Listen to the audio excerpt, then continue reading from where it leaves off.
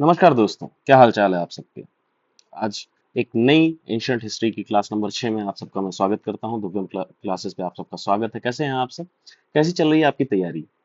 ये क्लास मैं फिर से आप सबको बता देता हूं।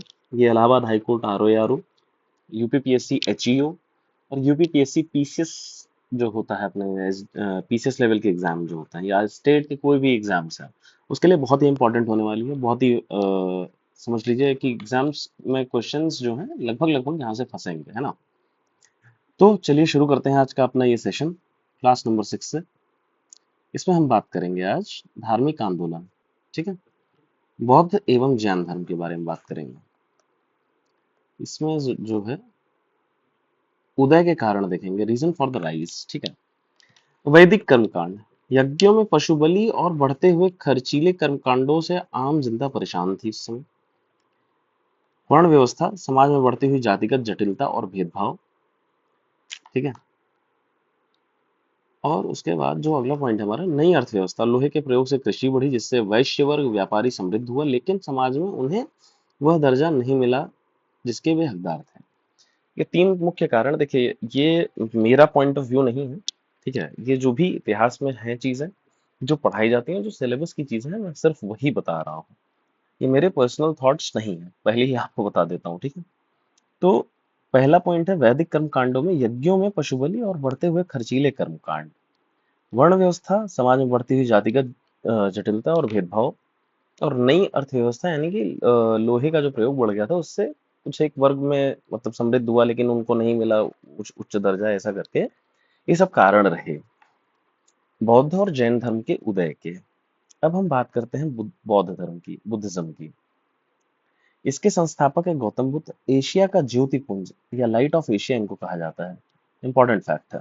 ठीक है, क्वेश्चन में पूछेगा कि एशिया का ज्योतिपुंज या लाइट ऑफ एशिया इंग्लिश में किसे, मतलब इंग्लिश में अगर पूछेगा और हिंदी में तो पूछेगा एशिया का ज्योतिपुंज, और इंग्लिश में लाइट ऑफ एशिया किसे कहते हैं, तो गौतम बुद्ध को कहते हैं। इनका जीवन परिचय देखते हैं। इनका जन्म 563 ईसा पूर्व में हुआ। कहाँ हुआ? लुम्बिनी में हुआ, कपिलवस्तु, नेपाल। इनका बचपन का नाम सिद्धार्थ है। और वंश क्या था इनका? शाक्य वंश के उसमें इनका जन्म हुआ था।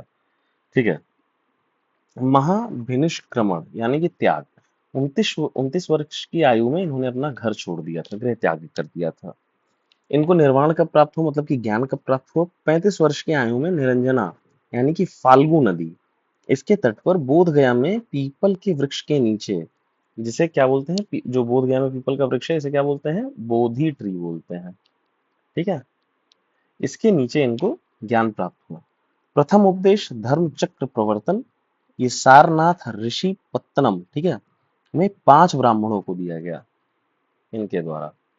इनकी मृत्यु या महापरिनिर्वाण जिसे कहते हैं, वो 483 ईसा पूर्व कुशीनगर मल्ल महाजनपद में हुआ। ठीक, ये सब चीजें इंपॉर्टेंट है, फैक्ट्स। ठीक है, याद होने चाहिए। अब बुद्ध के जीवन की 4 महान घटनाएं और उनके प्रतीक देख लेते हैं। इनका जन्म लुम्बिनी में हुआ, जिसका प्रतीक कमल और सांड है। ठीक है, ज्ञान इनका जो है बोध गया में इनको प्राप्त हुआ, प्रतीक इसका बोधि वृक्ष है। प्रथम उपदेश इनका जो है सारनाथ में इन्होंने दिया, जिसमें प्रतीक क्या था? धर्मचक्र था। महापरिनिर्वाण जो है कुशीनगर में इनको हुआ, इसका प्रतीक स्तूप रहा। ठीक है, आगे हम बात करते हैं प्रमुख शिक्षाओं की। 4 आर्य सत्य। ठीक है, इनके 4 आर्य सत्य हैं। पहला है दुख, दुख समुदाय, दुख निरोध, दुख निरोध गामिनी प्रतिपदा। अष्टांगिक मार्ग हैं, क्या रहे हैं? सम्यक दृष्टि, संकल्प, वाणी, कर्मांत, आजीव, व्यायाम, स्मृति, समाधि। ये जितने भी फैक्ट्स हैं भैया, भले मेरी क्लासेस जो होती हैं 10-15-20 मिनट की होती है, इससे ज्यादा की नहीं होती, लेकिन ये फैक्ट्स अगर आप याद कर लोगे ना, तो आपको क्वेश्चन सब यहीं फंसना है, कहीं जाएगा नहीं। इनके त्रिरत्न क्या थे? बुद्ध, धम्म और संघ। ठीक है, अब हम बात करते हैं जैन धर्म की। जैनिज्म, इसके संस्थापक जो कि प्रथम तीर्थंकर हैं ऋषभदेव आदिनाथ जिन्हें कहा जाता है। भगवान महावीर इनके 24वें तीर्थंकर रहे हैं। जन्म इनका 540 ईसा ईसा पूर्व में कुंडग्राम वैशाली में हुआ। बचपन का नाम इनका वर्धमान था। वंश क्या था? ज्ञात्रक वंश था। ठीक है, ऊपर कौन सा वंश था इनका? बुद्ध जी का शाक्य वंश। इनका कौन सा वंश था? ज्ञात्रक वंश। ठीक, इनके में ज्ञान जो है कैवल्य कहा जाता है उसे। 12 वर्ष की कठिन तपस्या के बाद ऋजुपालिका नदी के तट पर जृंभिक ग्राम में साल वृक्ष के नीचे हुआ। ठीक है। इनकी मृत्यु 468 ईसा पूर्व पावापुरी राजगीर में हुई। इनकी प्रमुख शिक्षाएं क्या थी? एक मिनट। इनकी प्रमुख शिक्षाएं थी पंच महाव्रत, सत्य, अहिंसा, अस्तेय, अपरिग्रह, ब्रह्मचर्य। महावीर स्वामी ने जोड़ा है ब्रह्मचर्य को। ठीक है। पहले ये 4 ही थे, लेकिन फिर महावीर स्वामी ने ब्रह्मचर्य को भी जोड़ दिया इसमें। सत्य, अहिंसा, अस्तेय, अपरिग्रह पहले से थे। उसके बाद ब्रह्मचर्य महावीर स्वामी ने जोड़ा। प्रश्न आ सकता है कि ब्रह्मचर्य किसने जोड़ा? महावीर स्वामी ने जोड़ा। त्रिरत्न कौन है? सम्यक दर्शन, सम्यक ज्ञान, सम्यक चरित्र। स्याद्वाद, स्याद्वाद माने अनेकांतवाद। यह जैन धर्म का प्रमुख दर्शन है। स्याद्वाद इंपॉर्टेंट है। ठीक है। ये जैन धर्म का प्रमुख दर्शन है। हम बात कर लेते हैं कुछ बौद्ध संगीतियों की जो उस समय हुई। पहली संगीति जो हुई 483 ईसा पूर्व में हुई। कहाँ? राजगृह में। महाकश्यप इसके अध्यक्ष थे। शासक अजातशत्रु था उस समय। द्वितीय संगीति जो थी 383 ईसा पूर्व वैशाली में हुई। वो साबाकामी अध्यक्ष थे उस समय, कालाशोक के काल में। तृतीय 250 ईसा पूर्व पाटलिपुत्र में हुई। मोगलीपुत्र तिस्सा, ठीक है, मोगलीपुत्र तिस्सा थे उस समय अध्यक्ष। और किसके काल में हुई? अशोक के काल में हुई। चतुर्थ जो हुई प्रथम सदी में हुई, कुंडल वन कश्मीर में हुई। वसुमित्र उस समय अध्यक्ष थे और कनिष्क उस समय का शासक था। ठीक है। अब थोड़ी सी तुलना कर लेते हैं। बौद्ध धर्म बनाम जैन धर्म। समानता, दोनों वेदों की अपौरुषता को नहीं मानते थे और जातिवाद के विरोधी थे। ये समानता है। असमानता क्या है? जैन धर्म अहिंसा पर अत्यधिक बल देता है। खेती करना भी वर्जित माना गया है इसमें। बौद्ध धर्म मध्यम मार्ग की बात करता है। ठीक है। बौद्ध धर्म मध्यम मार्ग की बात करता है कि आप खेती कर सकते हो या जो भी है। लेकिन जैन धर्म अहिंसा पर अत्यधिक बल देता है, जिसमें खेती करना भी वर्जित है। बौद्ध धर्म आत्मा को नहीं मानता, अनात्मावादी है बौद्ध धर्म, जबकि जैन धर्म आत्मा को मानता है। ठीक। ये कुछ हमने पॉइंट्स देखे इसके।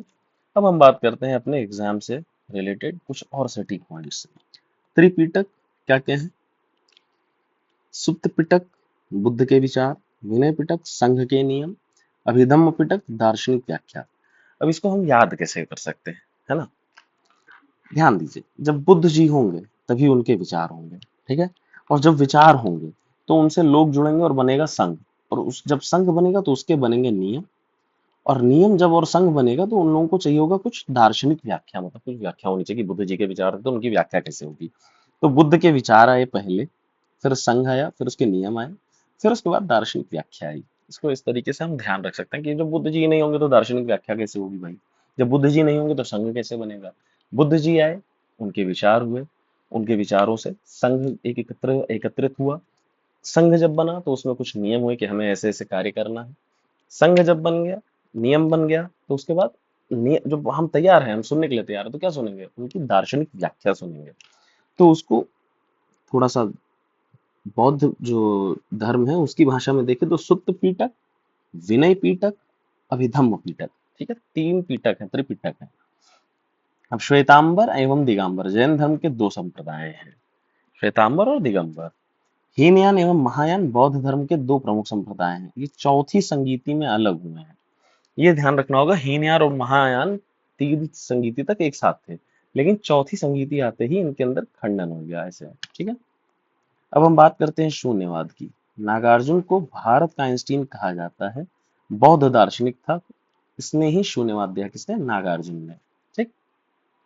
तो ये रही अपनी क्लास, एक छोटी सी फैक्चुअल क्लास रही। इसमें कुछ इंपॉर्टेंट पॉइंट्स हमने देखे, इसको आप नोट कर लीजिएगा, इंपॉर्टेंट है एग्जाम पॉइंट ऑफ व्यू से। वीडियो अच्छी लगी हो तो लाइक करें, चैनल को शेयर जरूर करें। देखो, छोटी छोटी क्लासेस में इंपॉर्टेंट फैक्ट्स एक बार में हम देख लिए। इसको इस तरीके से मत लीजिए कि आपका एकदम कॉम्प्रिहेंसिव कोर्स हो रहा है, जरूरत भी नहीं है उसकी। नॉर्मल इस क्लास को बैठे देखिए, दिमाग में सारी चीजें बैठ गई, एग्जाम आंसर को हिट करके चले आए। चैनल को सब्सक्राइब जरूर कर लीजिएगा। ठीक है। तब तक के लिए आप सबको जय हिंद एंड थैंक यू।